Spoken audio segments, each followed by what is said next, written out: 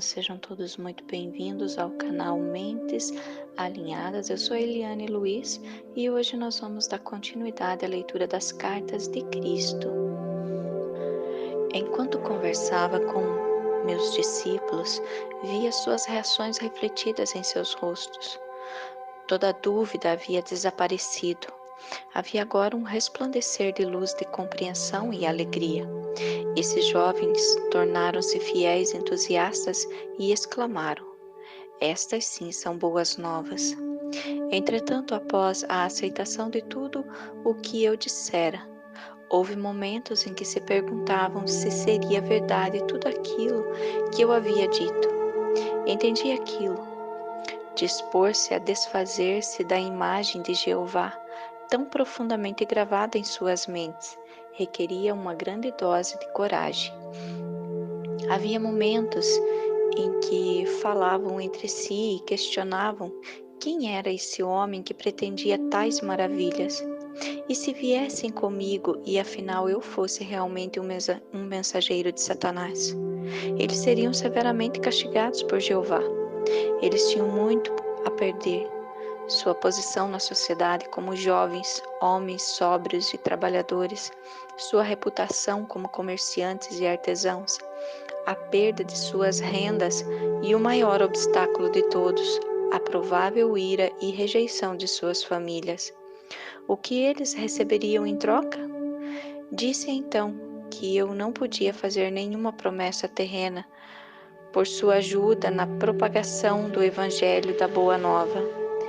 Eu não tinha dúvida alguma de que, onde quer que fôssemos, receberíamos alimento e refúgio, e que seríamos muito bem acolhidos pelas pessoas. Somente poderia prometer a verdade de que o Pai conhecia as suas necessidades e que elas seriam satisfeitas, e que os manteria com saúde. Poderia também prometer que, se eles se voltassem para o Pai e confiassem no Pai, a cada passo do caminho seriam tão felizes como nunca havia sido antes. Experimentariam o reino dos céus por eles mesmos, na medida em que deixassem de lado as existências do eu e se pusessem a serviço dos outros. Seriam testemunhas de cura e essas aumentariam sua fé e daria a eles coragem para suportar quaisquer incômodos da jornada. E assim começamos nossa missão para espalhar a boa nova do Evangelho do Reino. Enviei à minha frente esses jovens para as cidades que iríamos visitar. Ao chegarem, diziam às pessoas da cidade que se juntassem para escutar a boa nova do Reino dos Céus. As pessoas ficavam surpresas e queriam saber mais, mas os discípulos pediam que fosse buscar seus amigos e vizinhos. Todos ficariam sabendo do que se tratava quando Jesus chegasse, e também haveria curas de seus doentes. Excitados, muito corriam para ajudar a difundir a boa nova, e logo estavam reunidos formando uma grande multidão. Eu, que havia me rebelado apaixonadamente contra as pregações religiosas que ameaçavam os pecadores com violência, castigos e condenações, agora caminhava com alegria para ir ao encontro dessas multidões. Eu tinha minha boa nova para compartilhar com eles e iluminar o seu dia, além de curar suas doenças e aflições, para encher de alegria suas vidas. Antes eu circulava entre as pessoas egoisticamente e com as mãos vazias, aceitando a sua boa vontade e, às vezes, generosidade com pouca gratidão. Agora eu vinha com uma abundância de possibilidades vivificantes para todos aqueles que estavam dispostos a ouvir minhas palavras e tomar medidas para melhorar a sua qualidade de vida. Quero que você, que está lendo essas páginas, compreenda plenamente minha posição naquele tempo, meu estado de consciência depois da minha iluminação no deserto e a pessoa que eu apresentava aos meus conterrâneos como Jesus. Foram feitas tantas conjecturas a meu respeito que devo contar a verdade a vocês. Nasci para ter um bom físico, quando amadurecesse, fortes braços aquilinos, uma inteligência notável e uma facilidade para a mímica e o riso. Mas, como muitos de vocês hoje, não cuidei dos meus talentos terrenos. Na hora de ir para o deserto, meu rosto e minhas maneiras eram o que se poderia descrever como abaixo do que deveria ser. Embora eu tivesse começado a examinar-me e a rebelar-me contra o que havia me tornado, meu intelecto tinha sofrido pelo mau uso que eu fizera dele, constantemente me envolvendo em discussões e discordância sobre religião e cedendo a discussões irreverentes. Eu fazia as pessoas rir. Eu era amado pelos homens e mulheres com quem se misturava, mas eles certamente não me respeitavam. Por isso o espanto daqueles que me conheciam quando falei na sinagoga em Nazaré. Enquanto minha mãe cuidou de minha saúde, eu fiz poderoso uso do conhecimento e da iluminação que me foram dados no deserto. Isso me fez voltar a ser o homem que estava destinado a ser. Quando comecei minha missão, estava inteiramente consciente de que eu era o único com o supremo conhecimento dos segredos da criação e da existência da existência em si. Portanto, podia dizer com a perfeita confiança: ninguém além de mim viu o Pai. Eu sabia que tudo em que os homens sinceramente acreditavam era falso, irreal. Sabia que eu havia sido especialmente moldado e projetado pelo Pai para essa missão. Eu havia sido abençoado abundantemente com a energia física, a vitalidade para falar e a capacidade de conceber parábolas significativas para transmitir a mensagem com sucesso e de uma forma que nunca seria esquecida. Além disso, eu compreendia os meus companheiros muito bem, devido à longa associação que tinha com eles. Conhecia suas esperanças mais profundas, seus medos mais desesperados. Sabia o que os fazia rir e o que os induzia a zombar e a escarnecer dos ricos e pretensiosos. Sabia também a que ponto os velhos e jovens sofriam silenciosa e corajosamente. Experimentava profunda compaixão pela população que vivia com medo, suportando o chicote verbal dos fariseus e se inclinando diante das leis fiscais dos romanos. Sabia como seu orgulho, espírito judeu, havia sido ferido pelos gentios conquistadores, a quem foram obrigados a honrar com cumprimentos verbais de mão e de joelho, mas a quem desprezavam por trás das portas fechadas. Conhecia e compreendia completamente a vida e o pensamento do povo. Eu já havia pensado seus pensamentos, sentido seus sentimentos, sofrido as suas ansiedades em tempos de privações e me sentindo impotente nas garras do governo romano. E agora sabia que nada desse sofrimento era realmente necessário, conhecendo como eu conhecia a realidade da existência, a realidade de Deus universal. Eu podia claramente perceber a insensatez nas autoridades judias que impunham sobre a população uma penosa forma de vida que era completamente errônea e em total contradição com a verdade do ser. Essa situação me causava profunda irritação. Em consequência, sabia que havia sido perfeitamente moldado e afinado para tornar-me instrumento purificado da ação divina na Palestina, dirigido por minha paixão pela verdade e compaixão pelo próximo. Por isso, eu me chamei Filho do Homem, porque sabia exatamente o que a humanidade enfrentava em sua vida cotidiana. Além disso, eu tinha plena confiança de que poderia alcançar meu objetivo de levar a verdade às pessoas e assim ser instrumento de mudança na qualidade de suas vidas. Por esse motivo, ainda que eu soubesse desde o início de minha missão que haveria um preço a pagar por tudo o que me propus a fazer, virar de ponta cabeça e pelo avesso o mundo conhecido dos judeus, estava preparado para enfrentar e passar por isso.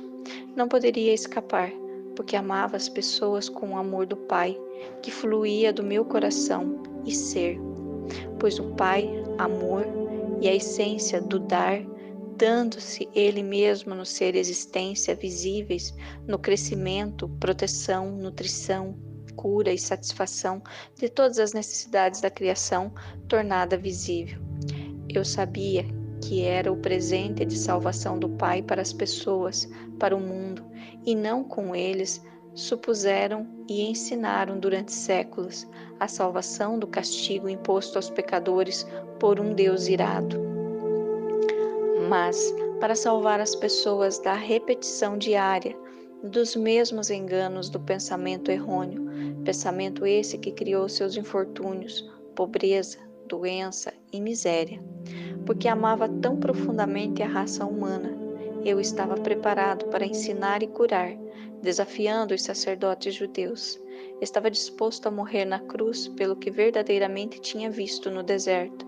Conhecia com todo o meu coração e queria compartilhar até a última gota da minha capacidade para fazê-lo. Esta é a verdade sobre a minha crucificação, e todo o resto que você ouviu são suposições humanas decorrentes da prática judaica de oferecer sacrifícios no templo. Eu era um presente do Pai para a humanidade, para ajudá-la a superar sua ignorância das leis da existência e a encontrar o verdadeiro caminho da vida, que conduz à alegria, à abundância e à perfeita plenitude do reino dos céus. Essas eram as percepções, os desejos, as intenções, os objetivos e os pensamentos que levava em minha mente e coração. Esta era a roupagem mental emocional terrena que cobria minha consciência espiritual oculta na cabeça e figura de Jesus.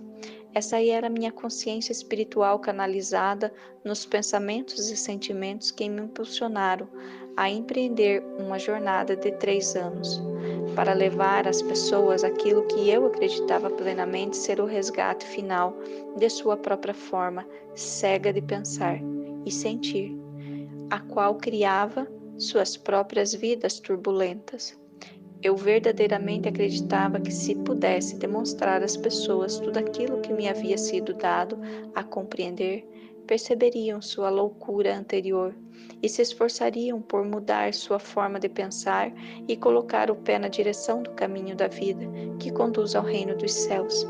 Para esse fim, eu estava disposto a dar minha vida.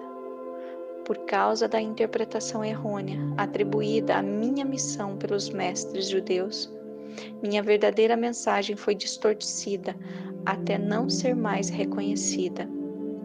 O propósito dessas cartas é o de trazer às pessoas dessa nova era a verdade sobre o que eu realmente falei para as multidões na Palestina.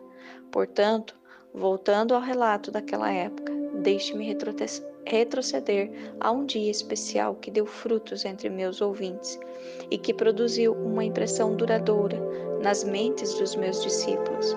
Assim, para mim também, esse foi um dia especialmente significativo. Eu me distanciei por um tempo da pressão das pessoas, indo às colinas rezar e meditar, buscando recarregar minhas baterias espirituais, fazendo uma profunda, forte e mais poderosa conexão com o Pai dentro de mim. Essa conexão era tão rapidamente obscurecida no interior de minha consciência, quando estava ocupado entre as multidões, que eu estava exausto. Chegando à caverna que utilizava quando me encontrava naquela área, puxei um pedaço de pano que ficava escondido sob uma pedra e me deitei para dormir. Ao invés de dormir, no entanto, senti imediatamente o fluxo da vida divina, o Pai, e o cansaço foi dissolvido enquanto meu corpo era carregado com o poder que é a fonte criativa de todo o ser. Fui elevado em consciência no interior de uma luz dourada, e enquanto viajava para o alto dessa luz, ela subitamente mudou para o mais puro branco, e eu soube que em consciência estava nos portais do equilíbrio, que é o eterno, o universal, a dimensão infinita que está além de toda a concepção da mente humana. Observei a luz, mas eu não fazia parte dela. Nem ela estava poderosamente dentro de mim, uma vez que esta era a dimensão, Deus, do vazio, da não forma do equilíbrio universal. Mas ela se comunicava comigo, e infundia-me com seu brilhante amor. Isso mais uma vez gravou em mim que ela era o processo criativo aperfeiçoador, curador, amor, que governa toda a existência. Sabia que onde quer que houvesse necessidade, haveria satisfação, como a constante fluir das águas que enchem um lago. Onde reinava a miséria, haveria alegria, porque era a natureza do universal mover-se com o interior de cada coisa viva que tem necessidade para trazer satisfação e alegria. Eu sabia que onde não houvesse crescimento, surgiriam as circunstâncias para promover o crescimento. Eu não sabia que onde houvesse um sentimento de fracasso, desafios seriam providenciados para estimular as pessoas ao sucesso e à autoconfiança. Eu vi que esse trabalho amoroso constantemente iniciado pelo Pai na vida das pessoas sobrecarregadas pode não ser reconhecido como um presente de amor pelas pessoas que o recebem. Eles podem estar tão afundadas em sua apatia, sentimentos de fracasso e na crença de que nada de bom lhes acontece, que não conseguem ver outra coisa em suas vidas além de suas próprias crenças e sentimentos. Consequentemente, ficam enraizadas no inferno, criada por elas para elas mesmas. Não havia necessidade de sentir pena de ninguém. A única necessidade era ter um coração compassivo e a determinação de levar-lhes a verdade para curar sua ignorância. O maior presente que um homem poderia dar a outro era a iluminação da ignorância sobre a existência e suas leis cósmicas, pois a verdade era que cada alma está compreendida no universal, e os níveis do fluxo da atividade universal em suas vidas, através do trabalho amoroso do Pai, depende inteiramente da receptividade do indivíduo. Compreendi que as pessoas precisavam ouvir urgentemente, era o que acabara de aprender. Elas precisavam ver e compreender plenamente a intenção, o propósito e o potencial do amor, que era a mesma substância do seu ser. Por causa de sua descrença, elas poderiam rejeitar o trabalho amoroso do Pai, como se fossem desafios dolorosos, e então se renderiam ao fracasso para sempre. Eu vi então, com mais clareza ainda, que havia sido enviado para despertar as pessoas para todas as possibilidades de autodesenvolvimento, de prosperidade e realização da alegria e da felicidade, mas dependeria delas que acordassem e aproveitassem aquilo que era oferecido. Lembro que essa elevação durou a noite inteira e na manhã seguinte acordei sentindo-me mais vivo do que nunca. Minha mensagem tinha sido esclarecida. Tinha visto ainda mais claramente a realidade do Pai e sabia que era capaz de sair naquele dia para encontrar a multidão e transmitir o poder e a vida daquilo que havia sido mostrado. Enquanto descia da caverna, fui até uma grande rocha, de onde se via o íngreme precipício. Quando me sentei, olhei abaixo a cidade que visitaríamos naquele dia. Podia sentir aquele processo de aperfeiçoamento, aquele impulso que tudo criava. O Pai surgindo em mim e ansiava por compartilhar aquilo com os demais antes que os problemas da vida diária os encobrisse e isso perdesse o poder e a força motriz no interior da minha consciência humana. Meus discípulos se juntaram a mim um pouco depois, e ao chegarmos à cidade, eles orientaram as multidões para que se dirigissem para um terreno inclinado, além das casas. Em pé sobre uma grande rocha no meio deles, comecei a falar.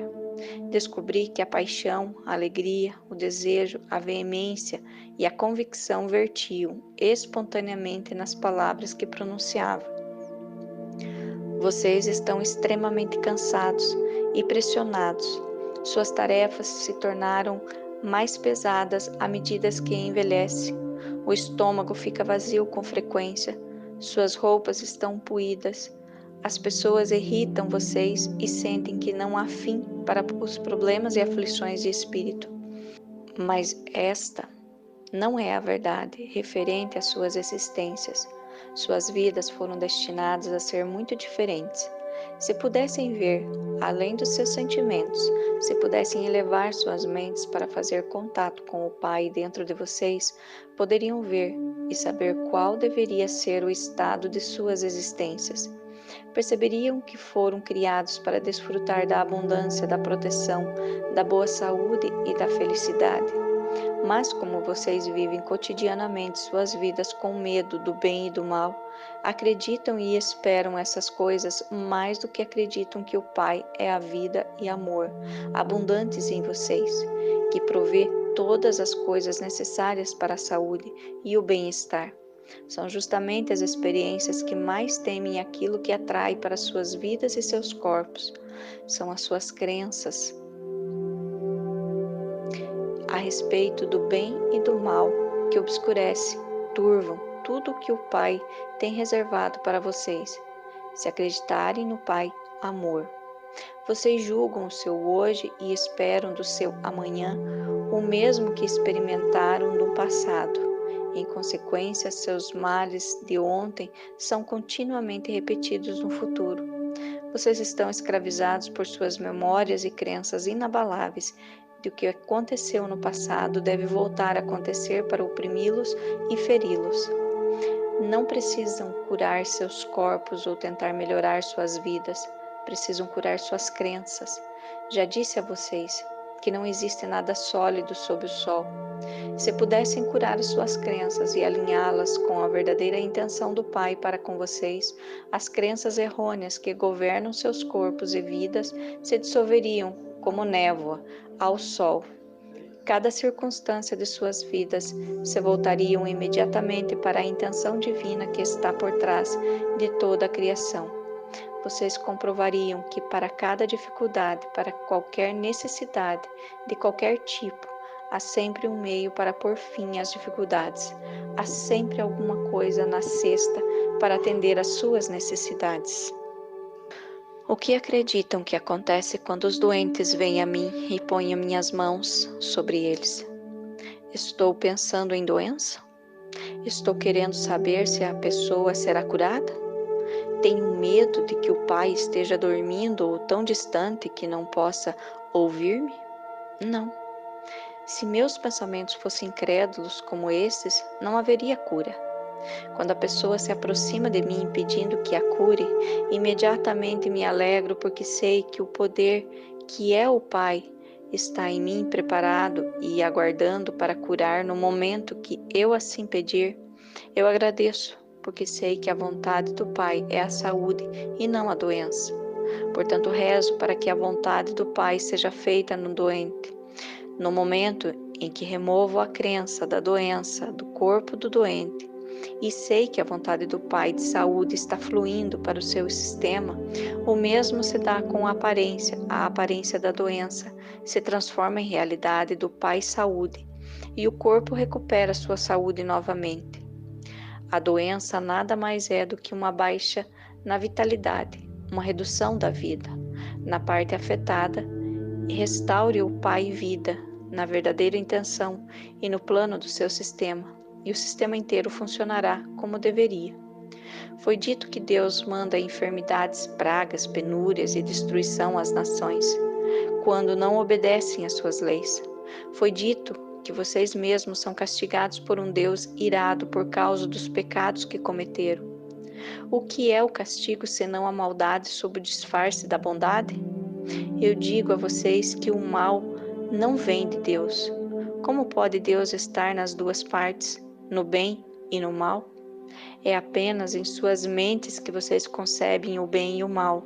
É apenas em seus corações que pensam, sentem dessa forma. Esses pensamentos e sentimentos não têm nada a ver com o verdadeiro Deus, que é o Pai, dentro de vocês, que traz todo o bem se assim acreditarem. É a crença no bem e no mal que há em seus corações que traz para vocês a doença. Na realidade, vocês vivem no reino dos céus que está em vocês e são governados pelo Pai. Porém, por que acreditam nos castigos de Deus? Por que acreditam que somente sacrifícios no templo os salvarão? Porque acreditam que são herdeiros de doenças, de pobreza e de miséria, vocês criam com suas mentes as mesmas coisas que não desejam. Não se sintam abatidos, alegrem-se e sejam felizes, e saibam que aqueles que passam necessidades longe de ser castigados e abandonados por Deus, ainda que tenham pecado, são verdadeiramente abençoados.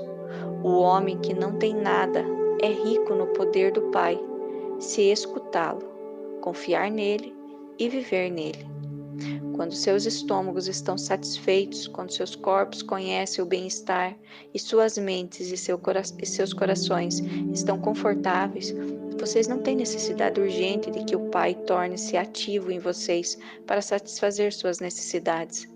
Vocês acreditam que seus próprios pensamentos e mãos satisfazem facilmente suas necessidades, de forma que, quando falam de Deus, podem apenas falar sobre o que ouvem por outros.